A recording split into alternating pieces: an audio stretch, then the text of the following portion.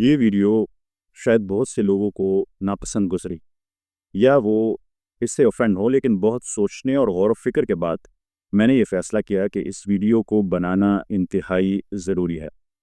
ये वीडियो हमारी पिछली वीडियो से मुख्तलिफ ज़रूर है, मगर इसकी अहमियत कहीं ज़्यादा है। इंडिया में पहलगाम पर हमला हुआ, बेगुनाह लोग मारे गए और भारत ने बग़ैर किसी तहकीक या ठोस सबूत के पाकिस्तान पर इल्ज़ाम आयद कर दिया और हमला कर दिया। चंद दिन की झड़पों से ये वाज़ेह हो गया कि पाकिस्तान एक ऐसे मुल्क का मुकाबला कर सकता है जो उससे कई गुना बड़ा है।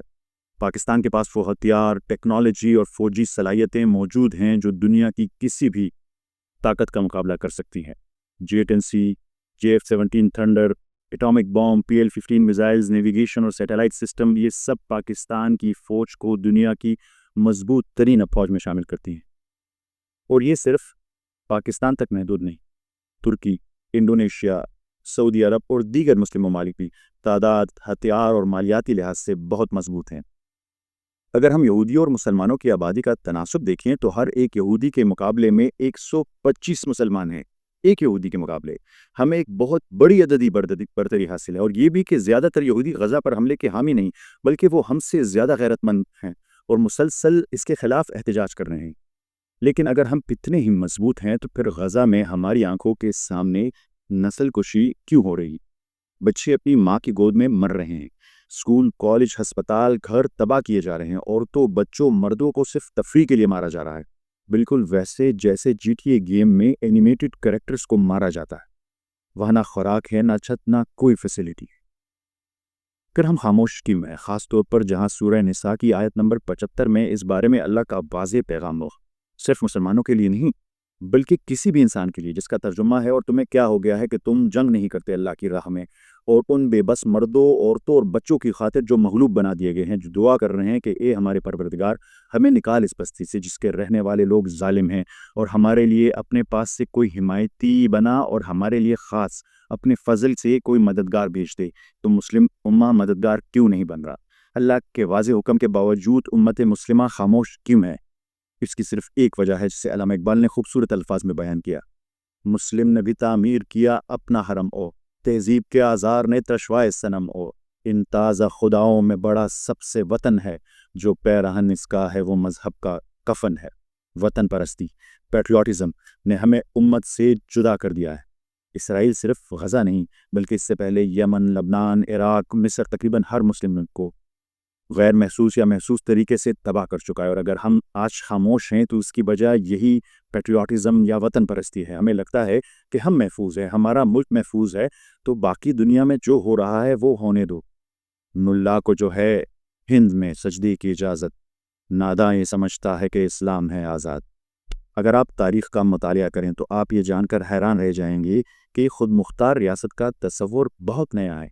ये सिर्फ 17वीं सेंचुरी में यूरोप में तब शुरू हुआ जब फ्रेंच रेवोल्यूशन आई, और मुस्लिम दुनिया में तो ये 19वीं सदी के शुरू में खिलाफत उस्मानिया के खात्मे के बाद ही शुरू हुआ। एक ऐसा नया तसव्वुर जिसके लिए हम आज दीन को भी कुर्बान कर देने के लिए तैयार है। इससे पहले या तो बादशाही निज़ाम था या चर्च का निज़ाम गालिब था, जबकि मुसलमानों के लिए खिलाफत का निज़ाम मौजूद था। इस दौर में कौम, सरहद या मुल्क के नाम पर मरने या मारने का कोई तसव्वुर नहीं था। क्या इस्लाम में वतन का तसव्वुर है या सिर्फ उम्मत मुस्लिमा का? गुफ्तार सियासत में वतन और ही कुछ है, इरशाद नबूवत में वतन और ही कुछ है। बाजू तेरा तौहीद की कुव्वत से कभी है, इस्लाम तेरा देश है, तू मुस्तफ़वी है तर्क वतन सुन्नत महबूब इलाही, दे तू भी नबूवत की सदाकत पे गवाही। क्या आप कल अल्लाह को जवाब दे सकेंगे कि मैं इसलिए खामोश रहा क्योंकि मैं वतन परस्त था, पैट्रियाटिक था, अपने वतन से मोहब्बत थी? क्या सूरह निसा की आयत नंबर 75 आपको झंझोड़ने के लिए काफ़ी नहीं? क्या वो अल्लाह का वाज़ेह हुक्म नहीं? तो क्या आप अल्लाह के हुक्म पर वतन को तरजीह दे रहे हैं? फ़लस्तीन हो, वज़ीरिस्तान हो या कहीं भी, अगर बच्चे मुल्की सालमियत के नाम पर मर रहे हैं तो क्या ये दुरुस्त है? इसराइल सिर्फ गज़ा तक महदूद नहीं रहेगा, वो बिलाखिर आपके बच्चों, ख़वातीन और मुल्क को भी निशाना बनाएगा, चाहे बराह रास्त हो या भारत के ज़रिए। इनके लिए भारत मौज पाकिस्तान को कमज़ोर करने का एक हथियार है। अगर हम इस्लाम के अलावा कोई और शनाख्त रखते हैं तो फिर हम बलोच, पख्तूनिस्तान, सिंधी या पंजाबी के नारे लगाने वालों को क्यों कुचलते हैं? وہ بھی تو وہی کر رہے ہیں جو ہم حب الوطنی کے نام پہ کرتے ہیں۔ ہماری واحد اور اصل شناخت صرف اور صرف مسلم امہ ہے۔ کیا آپ سمجھتے ہیں کہ مظالم پر خاموش رہنا صرف حب الوطنی کے نام پر دانشمندی ہے؟ کیا آپ اب بھی خاموش رہیں گے؟ آپ چاہیں تو خاموش رہ سکتے ہیں، مگر آپ کو اس کا جواب دینا ہوگا۔ کیا یہ کافی ہوگا کہ آپ کہیں کہ میں چند سو سال پرانے تصور وطن پر اللہ کے حکم کو چھوڑ رہا ہوں؟ جب شاہ کے ایک اشاروں پر اپنوں میں نیازیں بڑھتی ہوں، جب آنکھیں غربت ماروں کی حسرت کا نظارہ کرتی ہو، جب قلم ظالم جابر کی عظمت کا قصیدہ لکھتی ہوں، جب حق کی باتیں کہنے پر انسان کی زبانیں کٹتی ہو، اس حال میں ہم دیوانوں سے تم کہتے ہو خاموش رہو۔ جب مصر کن بازاروں میں کنان کو بیچا جاتا ہو، جب حرص ہوس کی منڈی میں ایمان کو بیچا جاتا ہو، جب سوم صلات کے پردے میں قرآن کو بیچا جاتا ہو، انسان کو بیچا جاتا ہو، یزدان کو بیچا جاتا ہو، اس حال میں ہم دیوانوں سے تم کہتے ہو خاموش رہو۔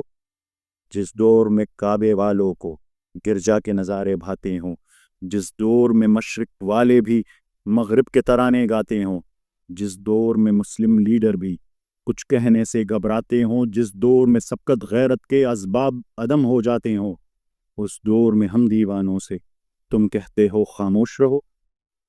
اصل سوال یہ ہے کہ ہم کیا کر سکتے ہیں؟ فوج آپ کی ہے، حکومت آپ کی ہے، اور آپ کے علاقے سے منتخب ہونے والے MNA اور MPA بھی آپ کے ہیں۔ کیا آپ اتنا نہیں کر سکتے کہ ایک جرگہ بنا کر ان کے گھروں پر پرامن احتجاج کے لیے جائیں اور تب تک نہ ہٹیں جب تک وہ اسرائیل اور غزہ کے مسئلے پر براہ راست مداخلت کے لیے قرارداد پاس نہ کرے؟ جو نہ کر سکے اس کے خلاف احتجاج کرے۔ حکومتی نمائندوں کے سرکاری ای میلز اور سوشل میڈیا پر پرزور انداز سے اپنا موقف پیش کر سکے۔ جو ہو سکے چندہ دیں، شعور بیدار کریں، خدا را اس ویڈیو کو ضرور شیئر کریں تاکہ لوگوں کو جگایا جا سکے۔